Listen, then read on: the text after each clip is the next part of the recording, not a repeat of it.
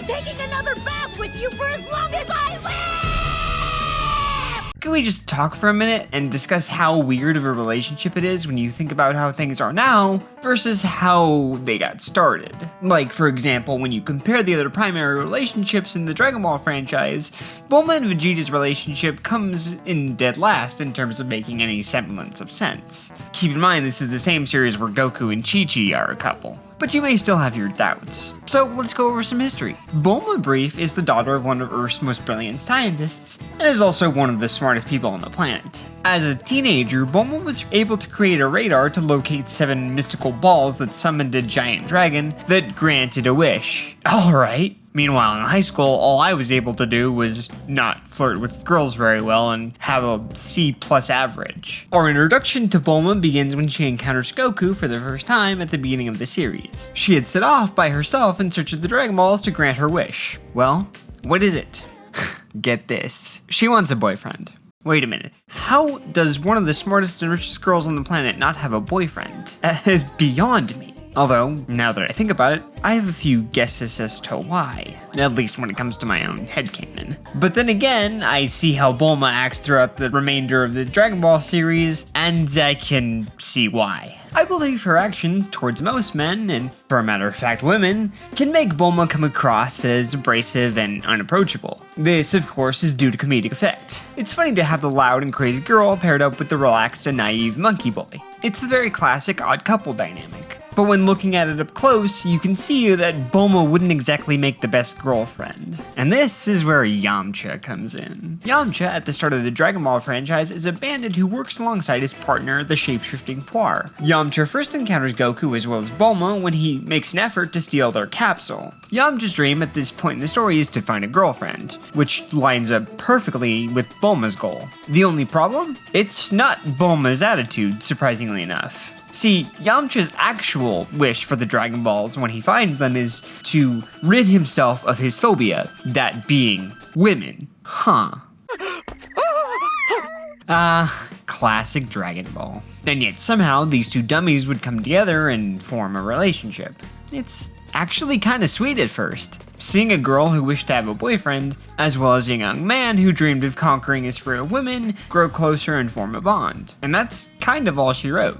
Once the two form a relationship, there are a few moments here and there between the events of the tournaments, as well as the various story arcs. However, there is a time or two where there is a misunderstanding. As a result, the two of them rotate between an on-again, off-again relationship. And this is basically where we find them at the start of DBZ. Oh, we've made it to Z. Great. That means we've made it to Vegeta. I think it goes without saying that the most bizarre thing about Bulma and Vegeta's relationship is how it started, not to mention the baggage that comes with it. To be crystal clear, I'm not labeling this as quote-unquote problematic. It's completely understandable for a character to be redeemed and find love with somebody whom you've had negative intentions for. After all, just because Vegeta had intended to destroy the planet and kill Bulma along with it, does not mean they can't fall in love. All that being said, I still think Vegeta indirectly killing Yamcha, Bulma's former boyfriend, makes their eventual relationship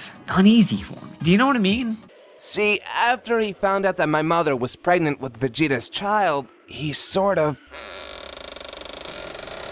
See, there's a reason why this joke exists. And it's also why I find it incredibly awkward when you stop and think about the implications of Bulma being with Vegeta and how that might affect Yamcha. But how can that be when there are plenty of moments later on in the franchise when they work perfectly fine?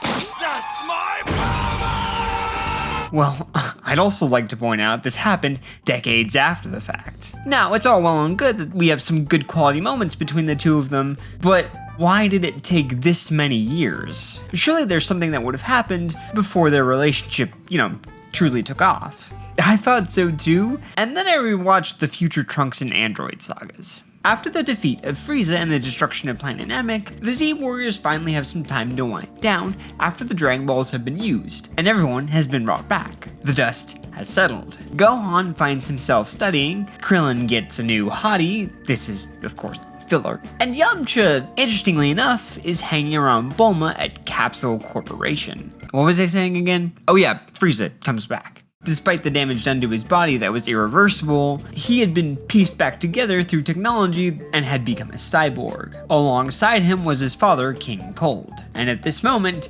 Goku was nowhere to be found. Earlier on, he had asked his friends and family to just leave him where he was instead of being teleported by the Dragon Balls. So now, how were the Z Warriors going to fare against these two tyrants? The answer, in fact, is a Deus Ex Machina. A mysterious fighter wielding a sword appears and instantly turns Super Saiyan and obliterates Frieza with just a handful of blows, and then immediately dispatches King Cold as if he was Vegeta who hadn't paid his child support. While I've had some complaints up till now, I do want to stress that the mystery of Trunks at the start is a decent setup. The only character we had seen up until this point to do Super Saiyan was Goku. So who's this guy who could also do it? Why was he helping the Z Fighters? And how on earth does he know Goku? These are all interesting questions. However, my problem is how Trunks is created. No, wait, not that kind of way. Well, kind of. What I mean to say is how his character is created. Trunks is a mystery to surprise readers. That I don't have a problem with. The issue is in order to get to Trunks, Bulma had to get with Vegeta. But despite Vegeta's background, there was no extra time given to the relationship to develop it on screen, or on the page if you'd prefer that phrasing. Rewatching this arc, I was shocked to discover that I hadn't missed hardly anything. There was no scene where Bulma finds herself conflicted but excited towards Vegeta. There was no scene where the two of them tried to get to know each other better. There is a brief moment where Bulma tells Vegeta to stop training, but that's really all there is. It's almost as if the two of them are together so that Trunks can exist, instead of it being that Trunks comes into existence because they're together. And it doesn't feel organic in any kind of way. So Trunks just feels like a plot point. And so as a result, Bulma and Vegeta having a relationship comes almost out of nowhere. But is it really all that fair? After all, even though it did take a while, they do have a few cute moments together. I suppose that's true. But I feel it comes at the cost of multiple years, and countless hours of watching the franchise. However, it also feels like Yamcha's development with Bulma was sacrificed on the altar of Trunks, and how his character would shape the future of the franchise. Look, I need to get this off my chest. I know this is shonen, so relationship issues don't really matter to a lot of people. But what's it gonna hurt to occasionally ask ourselves, does this relationship, as far as writing is concerned, make any sense? Let's ask ourselves that out of the entire franchise, that this relationship in particular feels forced and fabricated. I would argue, at least to some extent, that it is. I would also argue that some people who don't care are some people who never really paid attention to the original Dragon Ball, the first iteration, because their first and preferred experience is with Dragon Ball Z. And with Dragon Ball Z being their starting point, why would you care about Bulma and Yamcha? The two of them at that point in the story had already broken up, and so it doesn't really matter. And I would say, because Akira Toriyama had created not the best relationship in Yamcha and Bulma, but still an entertaining and endearing one. One that unfortunately just got lost to the overall plot. But that's just my opinion. What do you think? Do you think Bulma and Vegeta's relationship is a good one? Or do you agree with me to some extent? Do you think more effort could have been put into developing their romance further? Whatever your thoughts, leave them down below. Leave a like if you enjoyed the video, and subscribe. And until next time, guys.